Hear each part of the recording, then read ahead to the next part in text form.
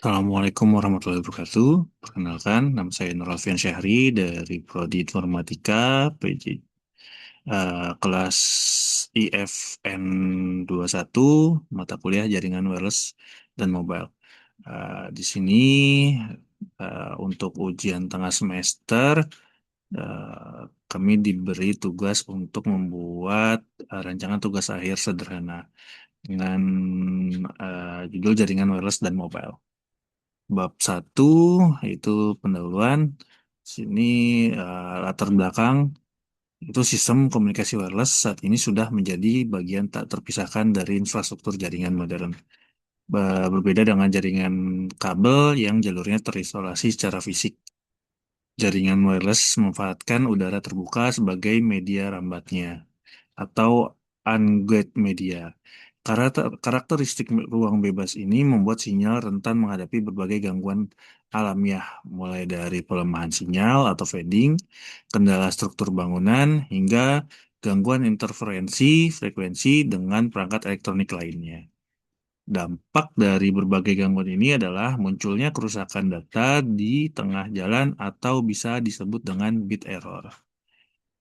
Guna menjamin kehandalan pengiriman data melalui media udara atau wireless, arsitektur jaringan wireless telah dirancang dengan menerapkan serangkaian mekanisme proteksi yang bekerja secara berlapis. Mekanisme tersebut beroperasi pada dua lapisan utama dalam model referensi OSI, yaitu physical layer dan data link layer. Secara lebih spesifik, mekanisme tersebut mencakup teknik modulasi digital untuk menumpangkan data pada gelombang radio pembawa, proses encoding untuk keperluan sinkronisasi dan efisiensi pita frekuensi, teknik spread spectrum untuk meningkatkan ketahanan sinyal terhadap interferensi, serta sistem error control yang berfungsi untuk mendeteksi dan memperbaiki bit-bit yang mengalami kerusakan di sisi penerima. Berdasarkan latar belakang tersebut, penelitian ini mengangkat topik analisis sistem komunikasi jaringan wireless melalui pendekatan simulasi komputasional. Melalui tugas akhir ini, akan dirancang dan diimplementasikan sebuah model simulasi yang mempresentasikan alur transmisi data secara menyeluruh, mulai dari sisi pengiriman transmitter hingga sisi penerima receiver. Simulasi ini diharapkan dapat memberikan gambaran yang komprehensif mengenai bagaimana integrasi berbagi teknologi tersebut bekerja secara sinergis dan dalam meminimalkan tingkat kesalahan bit, sehingga diperoleh suatu sistem komunikasi wireless yang optimal dan handal. Untuk rumusan masalah yang diambil adalah seberapa besar dampak noise pada media transmisi udara keasli ke terhadap keaslian paket data yang dikirimkan pada jaringan wireless. Yang kedua, rumusan masalahnya itu bagaimana efektivitas penerapan variasi teknik, modulasi, dan skema spread spektrum dalam memayungi sinyal dari gangguan interferensi.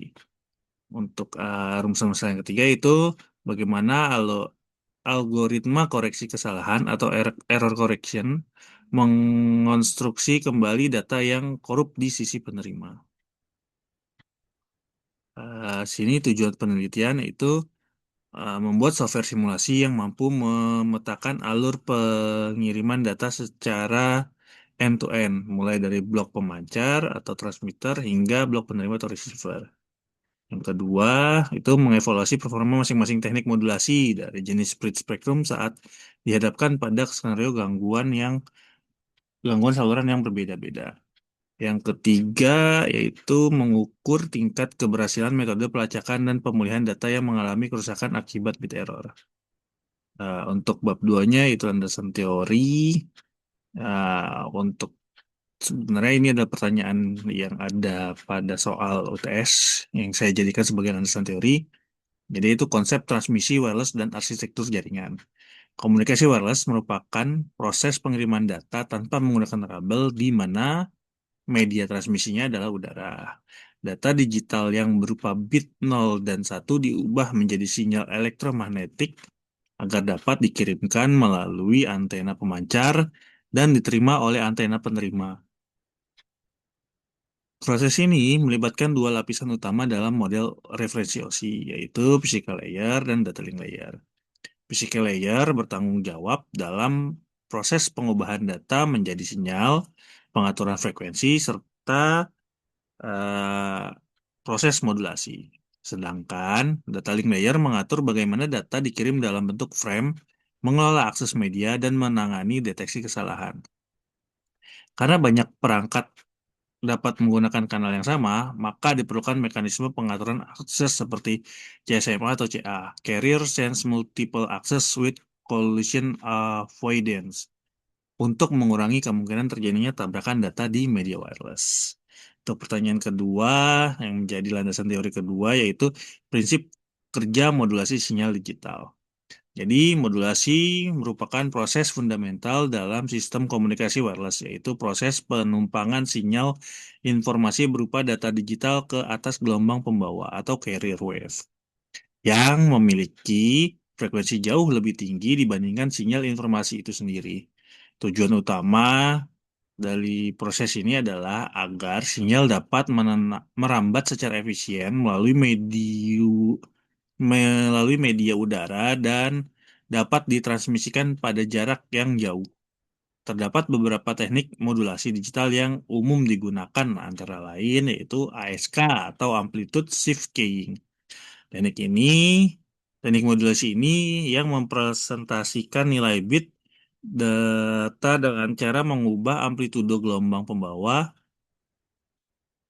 Bit bernilai satu direpresentasikan dengan amplitudo tertentu, sementara bit yang bernilai 0 direpresentasikan dengan amplitudo yang berbeda, atau bahkan tidak ada sinyal sama sekali. Selanjutnya, modulasi FSK atau Frequency Shift Keying, yaitu teknik modulasi yang membedakan nilai bit data melalui perubahan frekuensi gelombang pembawa. Jadi setiap bit dipresentasikan oleh frekuensi yang berbeda sehingga mampu mengurangi dampak gangguan amplitudo pada kanal transmisi, memanfaatkan pergeseran nilai frekuensi gelombang untuk mewakili data biner. Untuk modulasi selanjutnya itu PSK atau Passive Keying, teknik modulasi yang mengkodekkan informasi data melalui perubahan sudut fasa gelombang pembawa. PSK memiliki ketahanan yang lebih baik terhadap gangguan dibandingkan ASK karena amplitudo sinyal dipertahankan konstan, mengandalkan manipulasi pergeseran sudut fasa gelombang sebagai penanda bit data. Berikutnya untuk modulasi yang terakhir yaitu QAM, Quadrature Amplitude Modulation. Teknik modulasi modern ini menggabungkan perubahan amplitudo dan frasa secara bersamaan untuk mempresentasikan data. Pendekatan ini memungkinkan transmisi lebih banyak bit per simbol sehingga kapasitas data yang dapat ditransmisikan meningkat secara signifikan. Metode hibrida yang mengawinkan teknik ASK dan PSK ini sekaligus melipat gandakan kapasitas throughput data dalam satu waktu. Untuk eh, untuk landasan teori yang ketiga, dari soal yang ketiga itu proses encoding dan decoding. Jadi encoding itu adalah proses enkapsulasi data mentah di sisi pengirim menjadi format kode tertentu sebelum ditransmisikan. Angka ini sangat krusial untuk memadatkan ukuran data atau source coding demi menghemat bandwidth sekaligus menyisipkan sandi sinkronisasi detak atau clock system. Sementara decoding itu adalah proses kebalikannya dari encoding, yaitu sebagai penerjemah kembali di sisi penerima, di mana kode biner yang didapat diurai ulang menjadi data asli agar bisa diproses oleh aplikasi pengguna. Pertanyaan selanjutnya yang menjadi landasan teori adalah manajemen kesalahan data atau error control. Untuk mengatasi permasalahan bit error yang diakibatkan oleh gangguan pada kanal udara, sistem komunikasi wireless menerapkan mekanisme error control yang terdiri dari dua tahapan utama, yaitu deteksi kesalahan dan koreksi kesalahan. Untuk deteksi kesalahan dengan CRC atau cyclic redundancy check, mekanisme ini memanfaatkan perhitungan polinomial biner yang diterapkan pada paket data sebelum dikirim oleh pengirim. Nilai CRC yang dihasilkan kemudian disisipkan ke dalam paket data sebagai informasi pengendali. Di sisi penerima, perhitungan yang sama diulang kembali. Apabila terdapat perbedaan antara nilai CRC yang dihitung dengan nilai CRC yang diterima, maka dapat dipastikan bahwa paket data tersebut mengalami kerusakan selama proses transmisi. Yang kedua yaitu dengan cara koreksi kesalahan. Terdapat dua pendekatan utama dalam perbaikan kesalahan. Pertama, yaitu metode Automatic Repeat Request atau ARQ, di mana penerima meminta pengirim untuk mengirimkan ulang paket data yang terdeteksi rusak. Kedua adalah metode Forward Error. Metode Forward Error Correction atau FEC, di mana penerima mampu memperbaiki sendiri bit-bit yang rusak menggunakan informasi redundansi berupa kode koreksi yang telah disisipkan oleh pengirim sejak awal transmisi tanpa perlu meminta pengiriman ulang. Untuk landasan teori kelima atau pertanyaan yang kelima yaitu penerapan teknologi split spectrum. Split spectrum merupakan teknik transmisi sinyal yang bekerja dengan cara mendistribusikan energi sinyal informasi ke rentang pita frekuensi yang jauh lebih lebar dibandingkan bandwidth minimum yang diperlukan untuk transmisi data tersebut. Teknik ini tidak hanya meningkatkan ketahanan sinyal terhadap interferensi dan jamming, tetapi juga memberikan tingkat keamanan yang lebih tinggi karena sinyal yang tersebar sulit untuk dideteksi dan disadap oleh pihak yang tidak berwenang. Terdapat dua metode, terdapat tiga metode split spectrum yang banyak diimplementasikan, yaitu eh, frekuensi hopping split spectrum atau FHSS. Pada metode ini, sinyal yang ditransmisikan secara berkala berpindah-pindah frekuensi operasionalnya secara cepat dan pseudo atau acak berdasarkan pola urutan frekuensi atau hopping sequence yang telah disepakati dan disinkronisasikan antara pihak pengirim dan penerima. Pola perpindahan frekuensi yang tidak dapat diprediksi oleh pihak ketiga menjadikan sinyal lebih tahan terhadap interferensi yang bersifat sempit atau narrowband interference. Yang kedua yaitu Direct Sequence Spread Spectrum atau DSSS. Pada metode ini, data asli yang hendak dikirimkan dikali secara bitwise dengan sebuah kode biner berkecepatan sangat tinggi yang dikenal sebagai chipping code.